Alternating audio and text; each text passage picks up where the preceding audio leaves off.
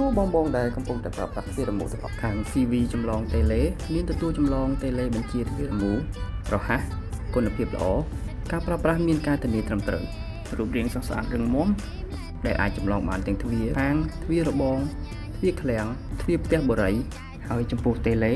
ខាងយើងខ្ញុំអាចចម្លងបានច្រើនប្រភេទមិនថារបស់បងប្រើរយៈពេលយូរសេរីចាស់គេមិនស្គាល់ឬជ្រុះបាត់សោខ្លាចមិនមានសុវត្ថិភាពខាង CV ប្អូនអាចដោះស្រាយបញ្ហាទាំងអស់នេះបានការចម្លងសោមានរយៈពេលខ្លីត្រឹម10-20នាទីសម្រាប់អ្នកនៅទីក្រុងភ្នំពេញហើយអ្នកនៅតាមខេត្តក៏អាចដោះស្រាយបញ្ហាទាំងអស់នេះបានផងដែរសូមឆាតចូលពេកឬទាក់ទងតាម Telegram ខាងក្រោមសូមអរគុណនិងសូមជម្រាបលា